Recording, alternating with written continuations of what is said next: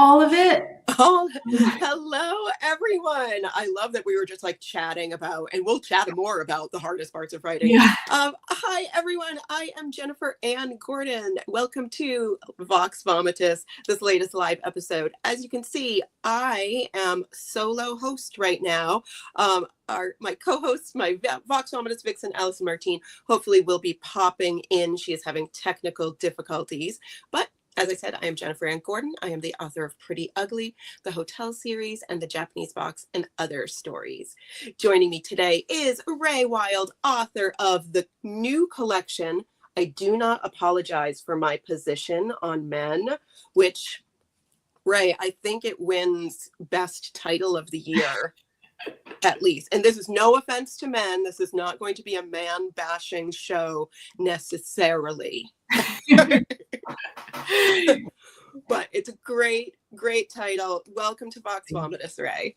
Thank you so much for having me. I'm really excited to be on. And just to get ahead of any potential confusion, I've also published a number of books under the name Rae Knowles. I know I've kind of thrown people a curveball by changing my pen name, but they are both, in fact, me. And thank you for complimenting me. Yeah. No, and we understand the whole pen name thing. Allison, my co-host, is Allison Martine when she writes romance, and she is A.M. Hubbard when she writes dark and spec fiction and things like that. So, nice. So you get it. Is she here? I'm here. Can you hear me?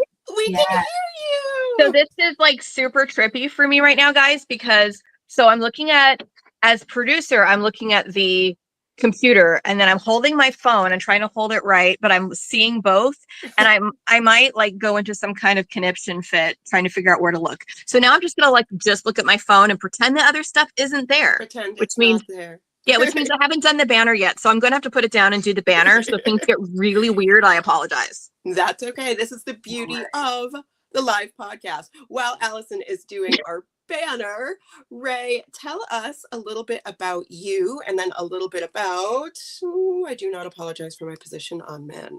Yeah, so I'm a queer writer. I mostly write dark fiction. I've published quite a bit of horror that tends to have a feminist bent. So I published the Stradivarius under the name Rae Knowles, as well as Merciless Waters, which is probably my most kind of well-known book that I have out there. And I published another, few things. We don't have to get too into the weeds about it. But I just most recently released I Do Not Apologize for My Position on Men. It's a collection of horror stories with, again, a feminist bent, and I think quite a bit of female rage, which is a recurring theme in my work. But what do you have to be angry about? Oh, I have to be angry about. How long do we have? I know. Like, this is when the show goes real dark. Yeah. Yeah. So, and I kind of like that you said earlier, you mentioned, it's not a man bashing thing, and it's truly not. And I like to kind of let people know that I don't think anyone, man or otherwise, reading the collection would come away feeling struck by it in an unpleasant way. Right. When I was reading it, I never was just like, oh, she's attacking men. No, not at all. I mean, right. But I think one of the things that's on my mind a lot and pops up in my work a lot is sort of these subtler everyday ways that I feel impacted either directly by men or by patriarchal systems, and how even that will influence like expected patterns of behavior and stuff like that. So I find that I write a lot of what would be considered unlikable women in my work. Oh, we would never.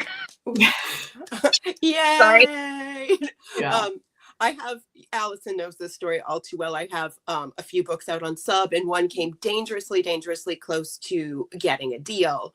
But at the very end of the day, there was one person, one who shall remain nameless, who will remain nameless, but it was the one man who just didn't get the book and didn't think the women were likable and wanted them to be funnier and prettier and blah, blah, blah. And then wanted me to make all these changes and have them fight over a man. And I'm like, but they're queer. That's like, weird. That's not the point of the book at all. Yeah. But to be fair, Jennifer, you've had other books where you've been told that somebody should be funnier. You mean your grieving widower? He should be funnier? Yeah. Like, seriously, this is possibly more widespread than just one character in one book. Now, people think everybody should be likable and funny all the time, which doesn't represent, oh, I don't know, humanity. But whatever, what do I know about humanity? Nothing. Yeah, totally. I think that there are, when we're talking about like mainstream media, there are a lot of flaws that women can have, but I think there are still some that are pretty taboo that most people would be hesitant to, publish or, put out in other forms of media. And I think some of those things are selfishness. Like I think we don't like to see selfish women portrayed, especially when it comes to resistance to taking on like motherly roles or being in motherly roles. I think that's something that people still are kind of like unlikable. No one will like her, Right. Yeah, exactly. Like, what? She didn't want to be a mom? Yeah. Like, oh, that's awful. Like, yeah. Like, well, go ahead. I was just going to say, I feel like there are certain things that there's like a prescribed list of women are allowed to have these flaws over here. And I think at the top of the list is we're allowed to be clumsy. Like, that's like all of it. It's like, oh no, she's relatable because she's clumsy. Now, like personally, I am clumsy. So that is very relatable to me. But it feels like that's like one of the few where they're like, sure, everyone can have her be clumsy. And that's allowed to make her not a Mary Sue. But any other flaw is like, no, we can't have her do that. Oh, she can't be like that. Yeah, I think that's a perfect example of like flaws that are like endearing or quirky and certainly not threatening. I think we run into resistance when people are threatening.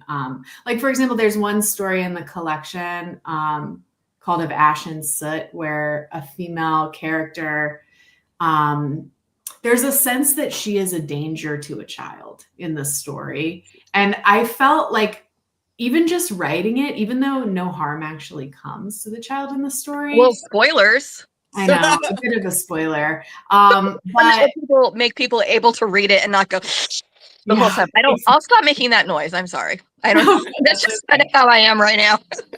But even just writing that, it felt transgressive to have a female character present the possibility of harm, especially toward a child. Yeah. Yeah. I mean, I know I've written in the past a short story where it's like somebody's with child, they're pregnant, but they're not like thrilled about that. And even that I've heard from people, they're just like, oh, now you're doing it. Yeah. Like, oh, she doesn't want to have this baby. I'm like, she doesn't not want to have the baby. She's just, Yeah. It's tricky. Yeah.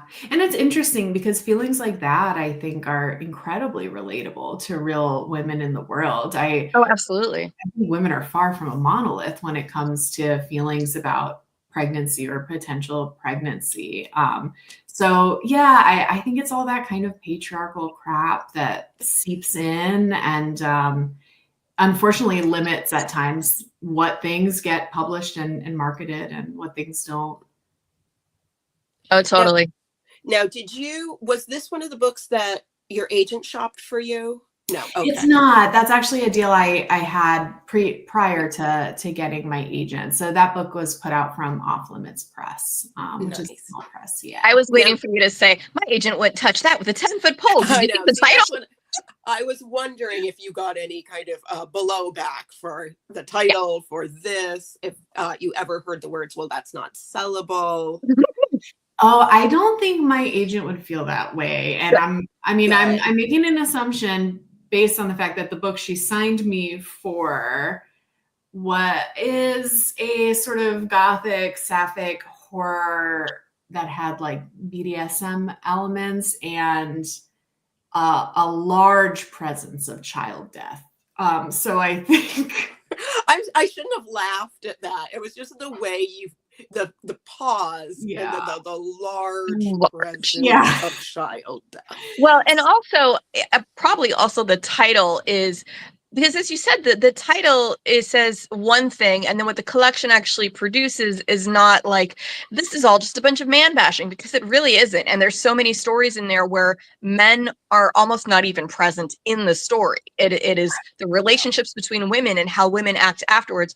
But there's like an automatic assumption almost that because of the title, it's just going to be this thing. So if anything, they would have been like, we're going to have a talk about that title, Rae. Like, can we do something about that title? Yeah.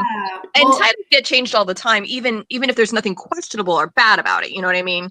yeah, and I see the comment from Tiffany. I think you're absolutely right. But Allison, I'm glad you surfaced that, because I'd like to kind of speak to that a little bit. I think that this is a collection of my short stories, right? They were written over a range of a couple years. And I think what you can see in them, and in the way that I have sectioned out the book, there are stories about men doing bad things, certainly, sort of together. And then there's an entire section that are various stories about a sapphic couple named Becca and Jem. And there is very little presence of male characters at all in those stories. Right. So for me, the process of decentering men from my life has looked a little bit like that. I think at times there's vocalizations about, anger and female rage about feeling, that these systems are trying to control my body, reduce my autonomy and my rights, jeopardize my same-sex marriage, like there is like vocalizations of that. But then I think for me, there has also been a very real period of just fully decentering them, saying, I don't really even need men in these stories. I can tell complex, they're not their stories. Rich. Exactly. Right. So it's like the Bechdel test next level, like, Exactly. version 2. Like, I don't think we need them there at all. Yeah. And I absolutely love that, because the first book that I had, and it has, I don't want to say it's dead on sub. It's dead on sub because I'm not even with the same agent anymore that subbed it, but I do still hope it'll eventually find a home. So I'll just put it that way. It did not feature men. All the main characters were female, to the extent where the husband character, he doesn't even have a name, because he's not really that important. Like, he exists and he's not bad, he's not doing anything wrong, but it's not his story. And I really wanted to the extent where I wanted to make him off center as much as possible, and show, because it's a story of a mom and a child and female friendships, and exploring that, and exploring the concept of motherhood in relation to loss of one's own mother. None of those need to have a guy involved. So I really want to just take the focus away, but that doesn't mean it's anti-man either. So it's like those two things don't have to be, it doesn't have to be binary, like one or the other. Like, you either are in favor of men or you hate men and you're a man-hating feminist. Like, no, you can be both. No, exactly. I saw this incredible jacket that someone made on social media a couple of years ago, and it just said, literally nothing I do is for men. And that's not a hate statement, No. right? But that resonated with me a lot. And I think there are men on the internet, I know because they're in my comment section, who take that as a hate statement. Like, they feel accosted by something like that, by saying, like, this isn't for you. But that's a symptom of the culture that we're living in. That's not because that's real. Me saying this work is not for you, this work actually has nothing to do with you, is not a negative statement toward you. That's just me letting you know who my primary audience is. But. Right. But there's always that pushback that if someone's told, hey, this isn't for you, then it's like, well, then it must be attacked. Well, okay, look, I write books that are not for children. Are they anti-children? Right. No, there's a big audience, but only people who are in a position of privilege that think everything that ever comes out should be for them, including them, keeping them in some kind of reference or special space. And that just speaks to that same kind of thing, that it's like, well, you should always be front and center. And if it's not for you, then it's a personal attack. Right. Yeah. Yeah. Well said. Exactly. So right before we went live, you were about everything to say, broke. No, just everything broke. Just stop Marion.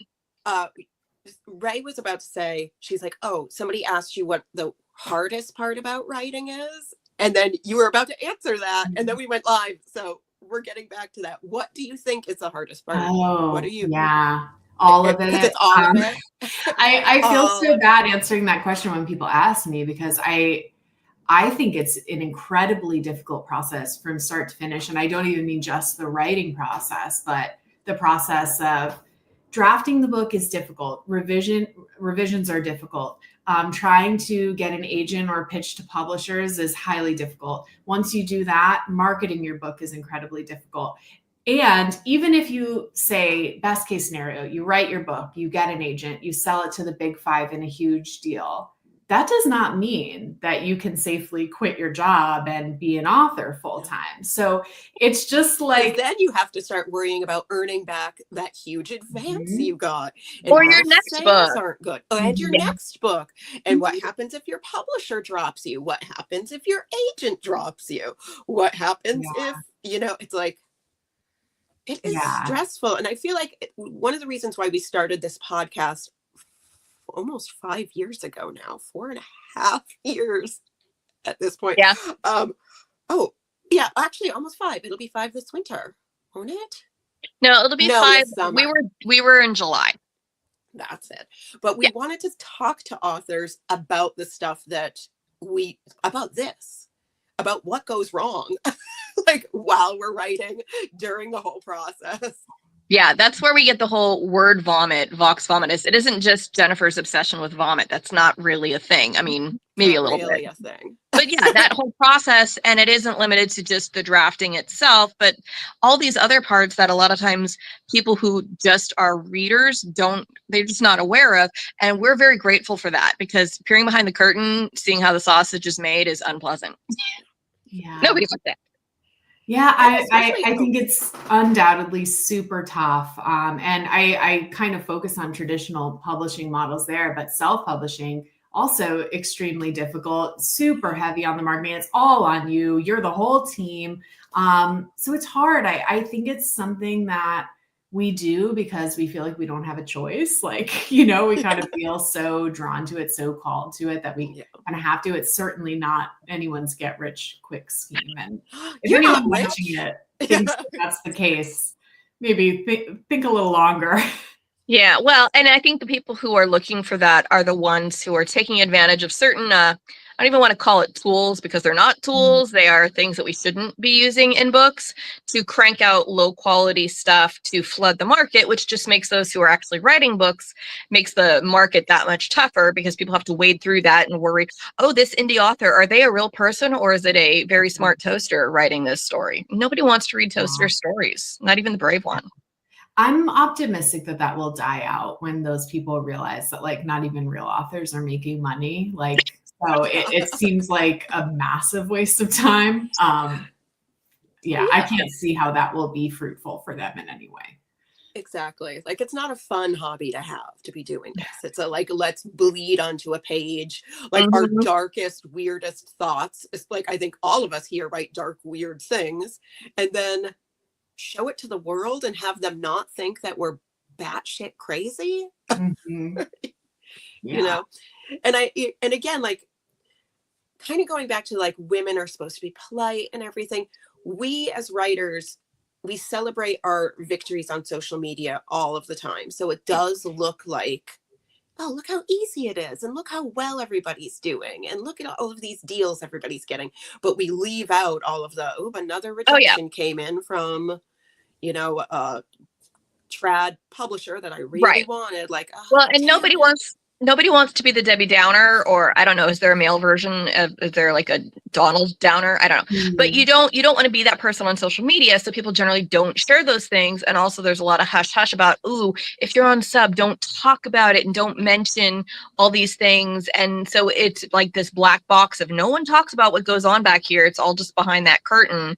But then on top of that is, because it's kind of the fake it till you make it and you're publicizing things, people will assume things that aren't true. It's like, oh, you must be doing really well. You have this many books out. It's like, yes, but how many of them are sold? Like, or how many copies of any of them is sold? The number does not equate to any actual algebraic rhythm, guys. It's just a number I have written, Yeah, totally.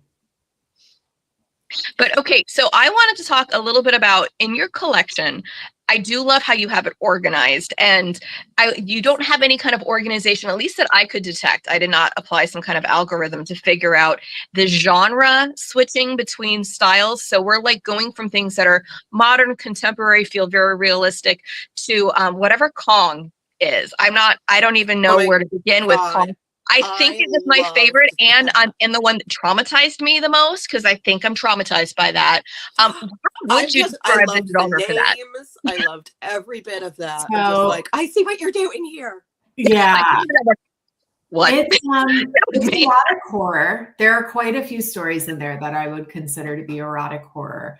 But Between Her Teeth, which is the King Kong story, is specifically, it's something called vor. And I can't take the responsibility on of explaining that to anyone right now. Can you at least spell it? Because I don't even know what you said. Did you say vor? Yeah, VORE. And it's a niche interest of some. Okay, guys, Google it if you are brave. Yeah. I'm going to Google it later because I'm Maybe not not on your holding work things right now. computer. Yeah. Not on your work computer. Yeah. Not in front of That's bad. children. Okay. Yeah. Yeah, not with like a little one peeking over your shoulder. Right. Exactly. Assuming they can read. Are there Mhm. pictures? Maybe if there's pictures, don't do that either. All right. But yeah, I mean, you go between that, and then I think the other one that stuck with me the most, and again, I feel like I need a list here in front of me of the titles. I feel But like I know which one you're going to say. Okay, which one am I going to say? I think you're going to say the one that I call the Little Mermaid story. No, I mean, I like that one too, but that was not the Little Mermaid story, because that one's a Little Mermaid story. But that one, there's even a closer connection between Kong and Little Mermaid. I'm just going to call everything by the wrong title, but The Bad Directions. Backseat Driver. Is that what it's called? Backseat Driver? Yeah, Backseat Yeah. Driver. Yeah. And the styles of those, totally different, and yet the transition makes so much sense going between these different stories. And one's modern, like as modern as possible, where you're literally dealing with the voice telling you where to drive and whether you should listen to it or not. And then something where it's set in, I'm not sure, in, I think I know where, Skull Island, is that a place? And yet both stories speak to this place in my heart that I usually try to ignore and go, we're not going to look there because that just gets too painful. You know what I'm saying? And so that's one of the things about this kind of fiction is it's the kind of stories that you should read sometimes and explore sometimes. But a lot of times it's like, it's easier not to look too closely at these things, because then when you do, then you've got to look around the rest of your life, and then it starts getting really awkward. Yeah. I think the thread line that connects those two stories for me is like, these are about hurt women, which is a dark subject, and one that I think a conversation about can get, it can get really emotional really quick.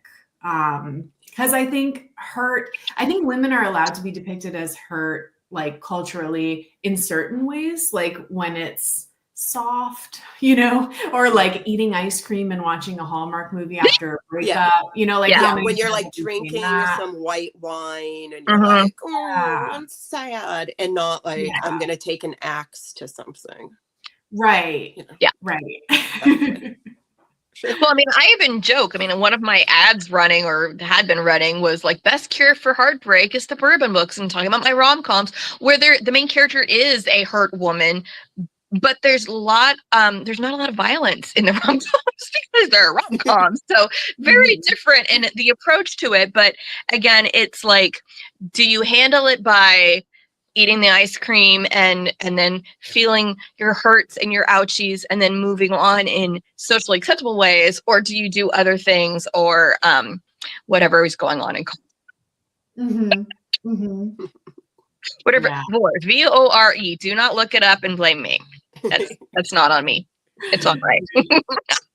This is funny. I like it when the show has like a homework assignment element too. Yeah, there'll be a quiz next week. There will not be a quiz. No. I want to be clear that like I'm not actually encouraging anyone to look into this. If you everyone's Googling right now. You can't. Yeah, this is funny because this is the first time I've talked about the collection and someone hasn't immediately brought up the glory hole story. That seems to be so I don't know what y'all's thoughts are. Honestly, maybe it's because I can't blame Jennifer completely. I try to blame her for a lot of things, but I am very to the point where I would say I am desensitized to a lot of things. Work is done. See, yeah, there you go. But to the point where there is another author, and I don't want to ruin what happens in your story, but there is another author with something that happens enough similar on certain levels that I'm like, I could feel it happening. And I went, oh yeah, I know this. And I knew it was going to end badly. And you have to tell me it's an author who's been, it's an author who's been canceled anyway. So it's fine. But well, then and now everybody's read it. Now everybody's saying. But what happens, and the same kind of thing, and the idea of religion and worship and what that looks like and how it can be. And so that when it started happening, I'm like I was buckled in for it, you know what I mean? So had I not had that, and had I not read all these things that Jennifer's made me read, Jennifer, yeah, she's like, I'm not apologizing. Jennifer does not apologize for desensitizing her co-host. I'm just gonna say, when we first started this show, Allison's like, I don't really read horror, and I'm like, oh, changing that right now. And it's funny because like, why are all the guests horror authors? Yeah, to this point, it kind of is what I read more than the genres I'm supposed to be reading, because they're the genres I write in. But to be fair, I joke that Jennifer completed the work that my sister started. Like, they talk about evangelism as like someone sprinkles the seed and someone waters it and someone like harvests the crops. Well, my sister sprinkled the seed and Jennifer both watered it and like got out her big scythe to harvest the crop of that. But because of it, yeah, I mean, I had read a little bit of horror before, but I originally said, oh, I don't want to be on if it's too scary. And I remember you saying that, and also like, I don't want to be on it if it's on the show if it's too gross. And now I'm like, whatever. I mean, will we have to have a Voxy of the grossest books we've read this year? Probably. Oh, okay. That is a good one. We do fake awards once a year, Rae, called the Voxies. Yeah, they are not real awards. They're not real awards. You wouldn't get anything per se other than bragging rights. Yeah. But they're great categories like, best use of a glory hole or that's really fun. I love that. Yeah. They'll be very specific because they're very specific. Although for some reason the psychopath category comes back a lot. It does. Yeah. That says more about us than anything else, honestly. Yeah. Yeah. I know, because I think one of the times it was like the psychopath I want to have sex with the most. And we were like, maybe that was just me in my head. I think that may have just been you. I don't remember that from this. You're like, you did not say that part out loud. Maybe that was just like in your own head. You're like, and you just didn't say those words live, but it's fine. Can we edit this, Roman? Roman's like, no, we cannot edit this. This is we're not taking that part out. No, it's fine. So is your writing process, how does it vary and how does it differ from like short stories to like writing a novel? Does one come easier for you? Yeah, well, easier. I would say in the not easy category.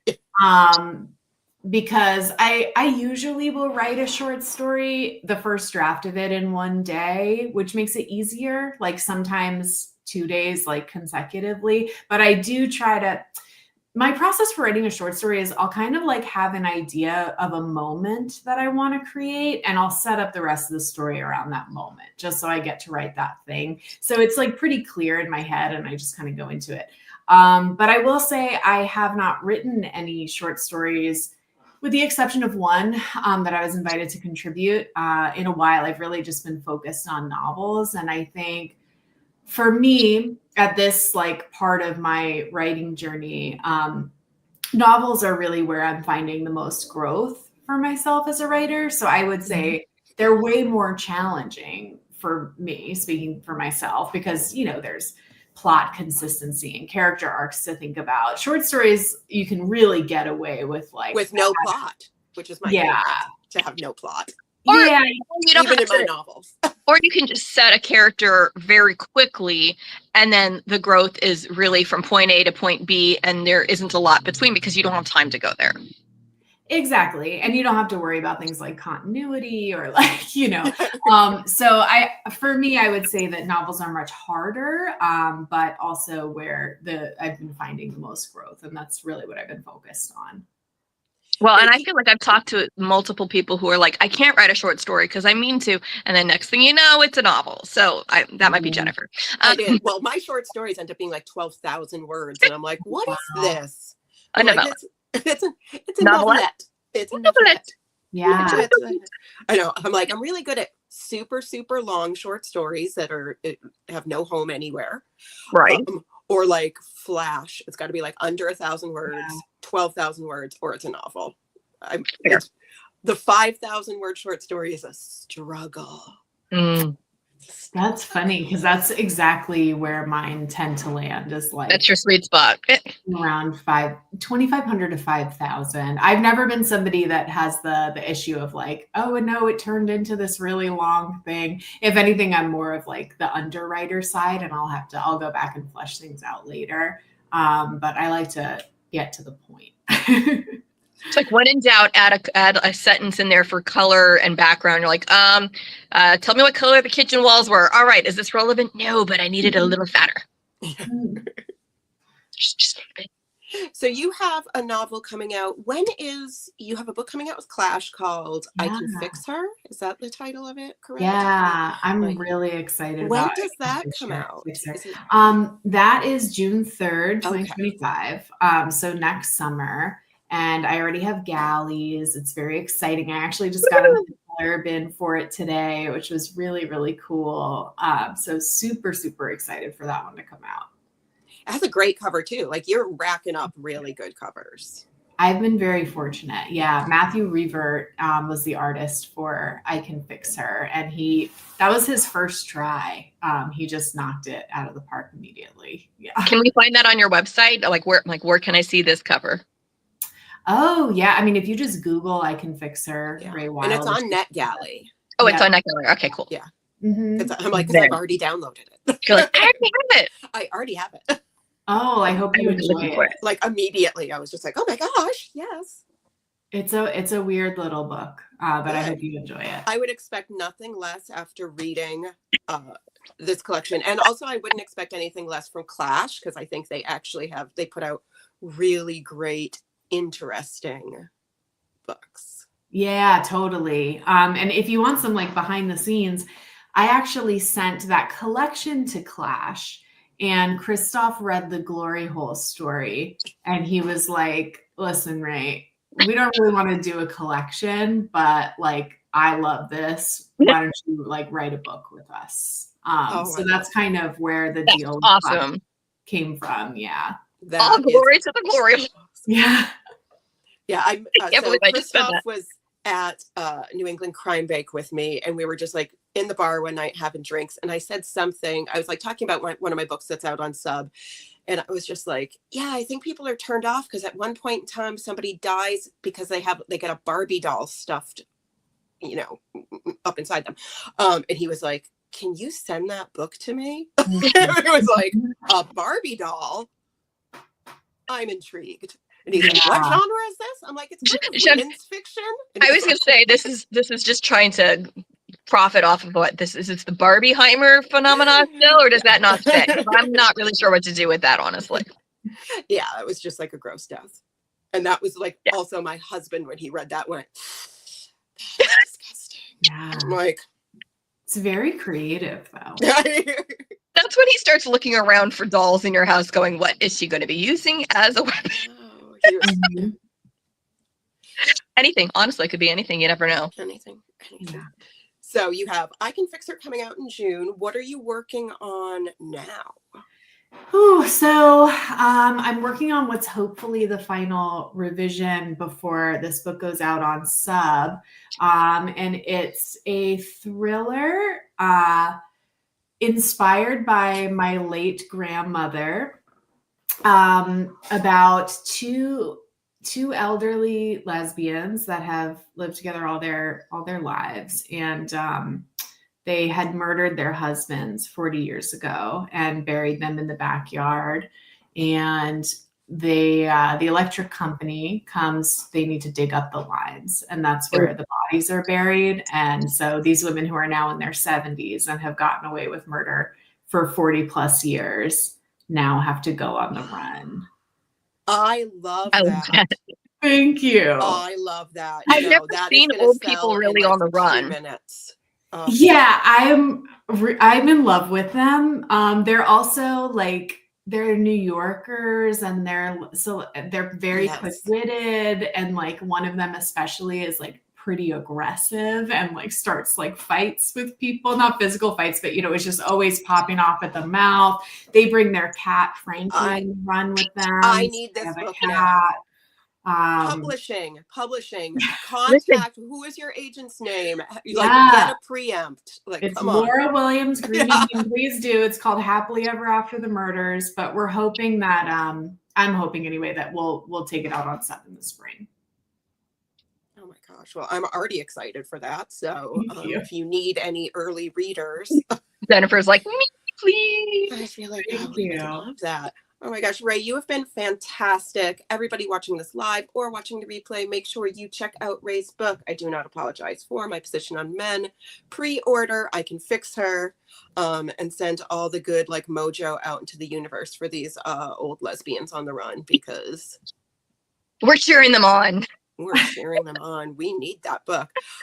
Next week, we have David R. Slayton. He was supposed to be here last week, but I was sick, so he's going to be back next week. Yeah, and then the eggnog extravaganza. I hope my sweater arrives in time. I have to buy one.